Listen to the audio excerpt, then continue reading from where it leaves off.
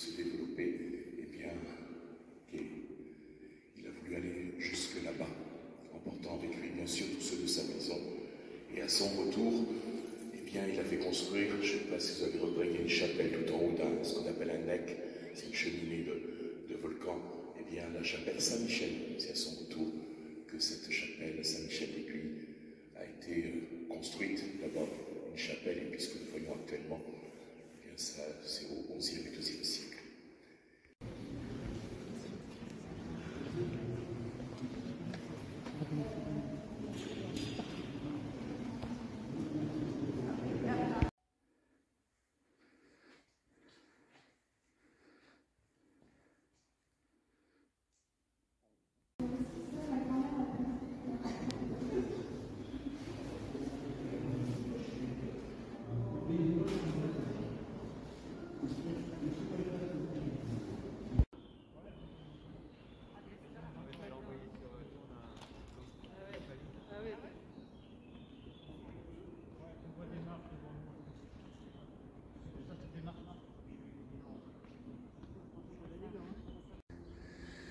Eh bien, bonjour à toi.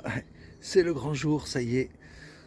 Je viens de descendre les marches après la messe des pèlerins.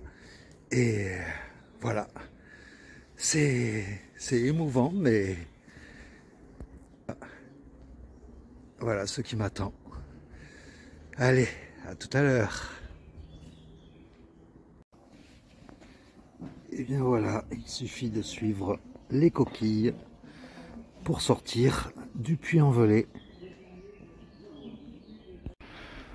Alors bien sûr, une des spécialités du Puy, c'est aussi la dentelle. Voilà.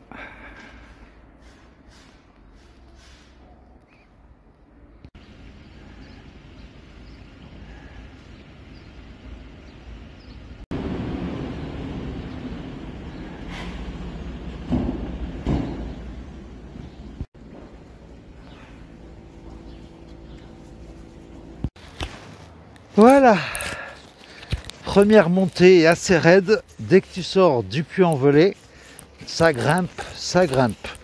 Et là, je me suis arrêté parce qu'il y avait une magnifique statue de Saint-Jacques.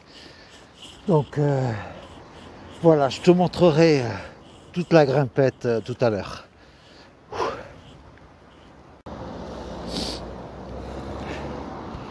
Et voilà la petite grimpette. On a une vue sur le Puy-en-Velay avec la statue de la Vierge et la cathédrale que l'on voit bien là sur un surplomb. Et la grimpette que je viens de faire. Et encore, c'est pas fini puisque, hop là, il y a encore une petite grimpette. Allez, on continue. Ah, voilà, je suis enfin sur un plateau. Ça fait du bien après la grande montée.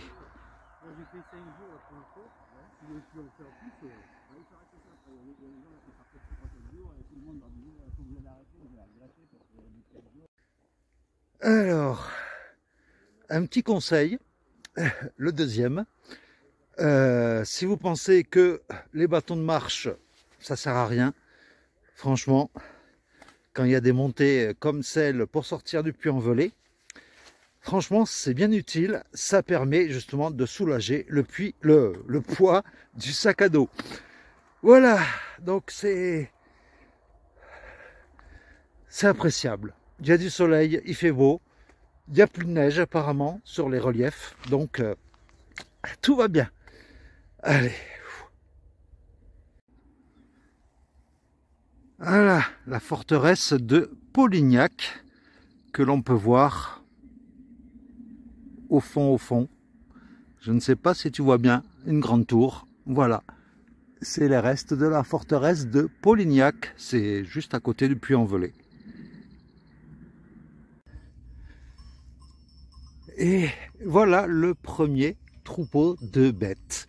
Donc là, on a affaire à des brebis ou des moutons. Je ne sais pas trop. Mais bon, ça avance tout doucement, mais sûrement. Et j'avais juste une petite réflexion à faire. C'est que moi, je pars en prenant tout mon temps, tranquillement. Surtout que j'écoute mon corps, surtout. Ça, c'est très important. Il faut écouter son corps. Et par exemple, là, je commence à avoir une sorte de paralysie, on va dire, au niveau de la cuisse droite. Donc, j'y vais tranquillement. Alors que j'en croise certains, on a l'impression qu'ils font un marathon, quoi. Ils marchent à une allure, c'est limite s'ils courent pas, quoi. Enfin, chacun son truc. Moi, je profite. Voilà, c'est le maître mot de cette randonnée. Profiter. Oh là là, j'ai un peu plus de mal que prévu, puisque depuis tout à l'heure, je ne sais pas s'il y a un médecin dans la salle, mais bon, j'ai comme ma cuisse gauche, ma cuisse droite, qui est engourdie, et là maintenant, j'ai vraiment que ça me chauffe, ça me brûle même au niveau de la hanche droite. Donc j'y vais mollo, quoi. Donc si dans les commentaires quelqu'un peut me dire à quoi c'est dû, voilà, merci. Allez, je continue en attendant avec ce beau panorama.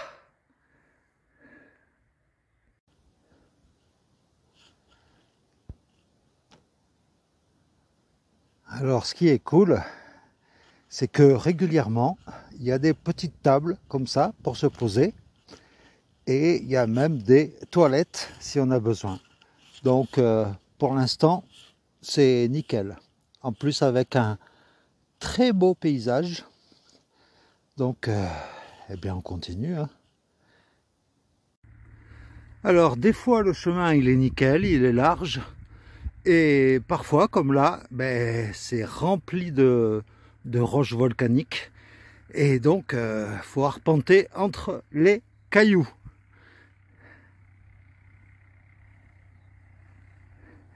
Et au fond, là, je ne sais pas si tu vois, il y a un troupeau de vaches, on a l'impression, de vaches noires. Non, c'est pas des vaches, je ne sais pas ce que c'est en fait, il y a des bêtes là-bas. Et ce qui est bien, c'est que même le premier jour, eh bien, les paysages changent.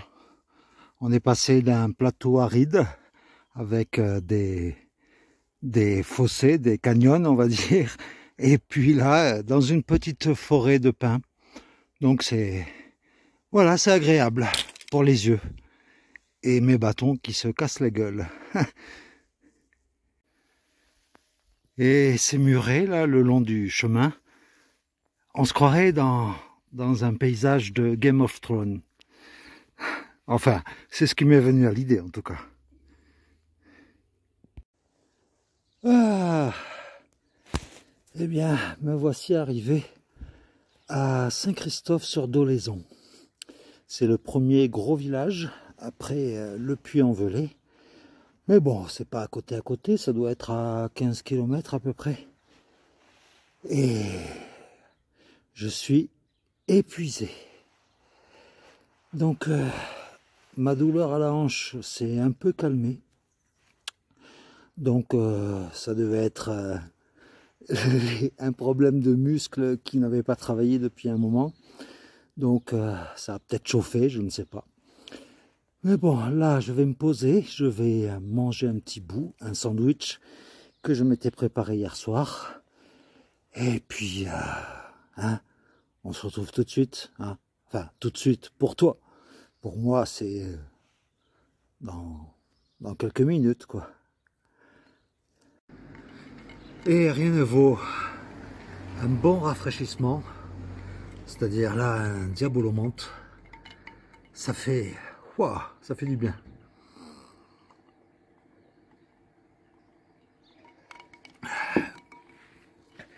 Et bien, je crois que, vu que je suis vraiment épuisé et qu'il faut vraiment écouter son corps, je crois que je vais rester là pour aujourd'hui. Je vais me trouver un petit coin tranquille pour bivouaquer, puisque demain il ne prévoit pas de pluie. Et donc, je vais rester dans ce petit village bien sympathique. Et l'église de Saint-Christophe sur Dolaizon, qui est faite entièrement en pierre du coin, quoi, de la région Auvergne. Et d'ailleurs, si on regarde bien, toutes les maisons ici sont faites avec les mêmes styles de pierre, quoi.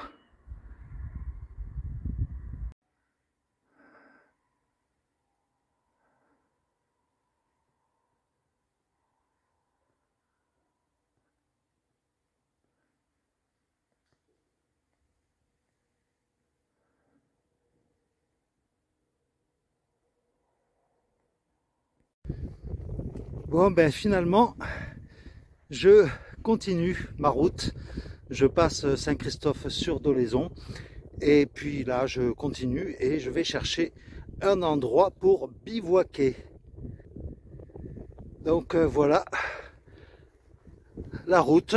J'ai vu sur la carte qu'il y avait des petits coins de nature en espérant que ce ne soit pas des terrains qui soient fermés comme ça par des fils électriques.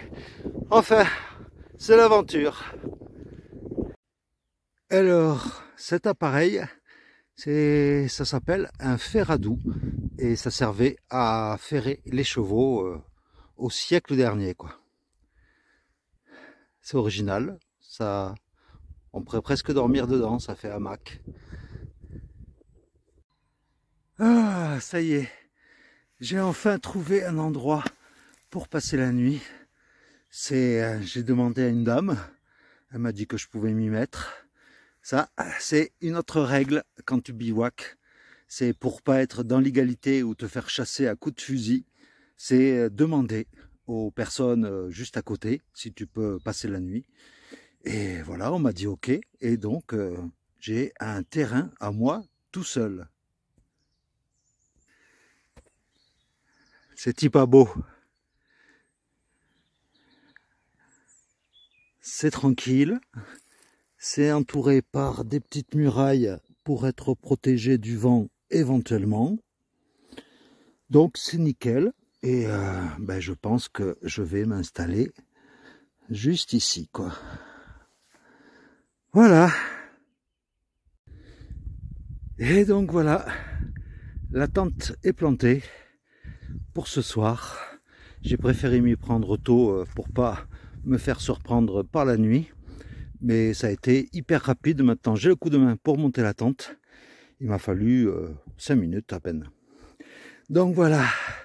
Allez, on se retrouve tout de suite. Voilà, je fais chauffer ma popote. Donc avec la popote et la bouteille de gaz et le petit réchaud que je t'avais présenté dans ma vidéo c'était fin janvier. C'était sur la présentation de mon sac de 7 kg. Donc, et ce soir, je vais donc me faire une purée de pommes de terre à la viande hachée. Et je te dis après si c'est bon ou pas. Bien voilà, c'est prêt. Donc, je sais pas si tu vois bien à la caméra, mais c'est un peu comme du hachis parmentier, mais...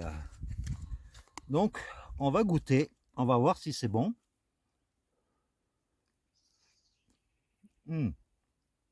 Ah, c'est chaud.